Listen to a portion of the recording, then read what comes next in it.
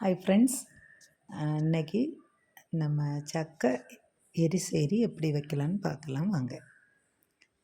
இது வந்து கூழாஞ்சக்கை. மேக்ஸிமம் எரிசேரி அவியலெல்லாம் வைக்க கூழாஞ்சக்கை தான் எடுப்பாங்க. கூழாஞ்சக்கை எடுத்திருக்கேன். சின்ன ஒரு பீஸ் தான். அது வந்து ப்ரிப்பேர் பண்ணுறது தான் கொஞ்சம் கஷ்டம். அதை வெட்டி அதை எல்லாம் க்ளீன் பண்ணி எடுக்க கொஞ்சம் டைம் ஆகும். கஷ்டம் இல்லை, கொஞ்சம் டைம் ஆகும். அதெல்லாம் இந்த வெட்டி வச்சாச்சு. அவியலுக்குன்னா கொஞ்சம் நீளமாக அரியணும். இது வந்து எரிசேரினால கொஞ்சம் பெரிய பீஸாக நம்ம வெட்டி வைக்கலாம். எல்லாம் ரெடி ஆகி தண்ணியில் போட்டு அதை க்ளீன் பண்ணி வச்சுருக்கிறேன். அப்புறம் வந்து இதுக்கு வந்து ஃபஸ்ட்டு வந்து நம்ம சீன்சட்டியில் இது சக்கைக்குரு அதுதான் ஃபஸ்ட்டு வேக வைக்கணும். ஏன்னா அது கொஞ்சம் வேக லேட்டாகிறனால லைட்டாக உப்பு போட்டு அதை வேக வைக்கணும்.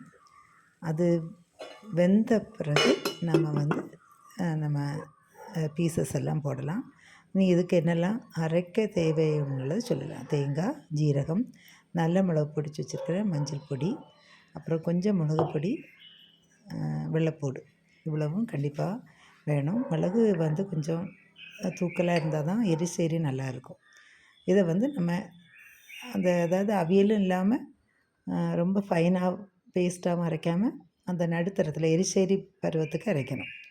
அரைச்சி நம்ம ரெடியாக்கி வச்சுருக்கணும். இப்போ வந்து சக்கை வந்து இதெல்லாம் போட்டாச்சு. நம்ம பீசஸ் எல்லாம் போட்டாச்சு. வேக விடுறோம். உப்பு போட்டு பாருங்க, ஏதேசம் வெந்தாச்சு.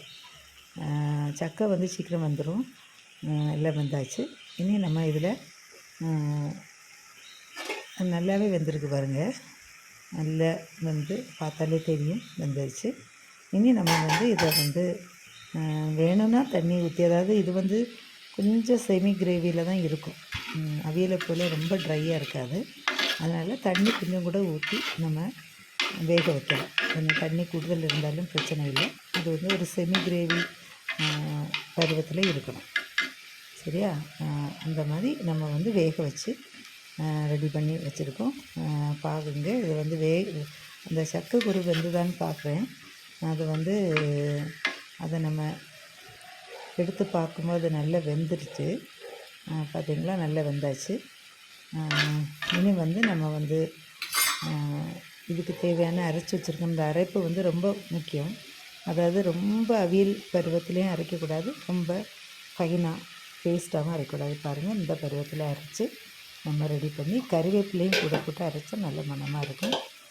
எல்லாமே மிக்ஸ் பண்ணி தேவை இருந்தால் கொஞ்சம் தண்ணியும் ஊற்றிக்கிடலாம். கொஞ்சம் கூட அது அந்த சக்கையோடு சேர்ந்து வேகணும். அந்த லெவலில் நம்ம வேக வச்சு எடுக்கணும். அப்புறம் வந்து கொஞ்சம் கூட வேகிறா இருந்தால் நம்ம வந்து மூடி போட்டு மூடி வச்சிடலாம். இப்போ பாருங்கள், சக்கை வந்து நல்லா வெந்துட்டு நல்ல நம்ம அரைச்ச ஒரு மிக்சிங்கோடு நல்லா சேர்ந்தாச்சு. பார்த்திங்களா, செமி கிரேவி அந்த பருவத்தில் தான் இருக்குது. இனி அது வந்து நம்ம ஆஃப் பண்ணும்போது கொஞ்சம் கூட அது கட்டியாகும். அதனால் அது கணக்காக்கி நம்ம வந்து தண்ணி யூஸ் பண்ணிக்கணும். இப்போ சக்கை எரிசேரி ரெடி ஆகிடுச்சு. இனி நம்ம என்ன இது செய்யணுன்னா, கொஞ்சம் பச்சை வெளிச்செண்ணெய் ஊற்றிட்டு கறிவேப்பிலை வந்து கொஞ்சம் கூட பச்சை வேணும்னா போட்டுக்கலாம். போட்டு நம்ம கொஞ்சம் லைட்டாக மிக்ஸ் பண்ணி அப்படி அடுத்த ஆஃப் இது அடித்து வச்சோன்னா அது கரெக்ட் இதெல்லாம் இருக்கும். பிடிச்சிருந்தால் லைக் பண்ணுங்கள்.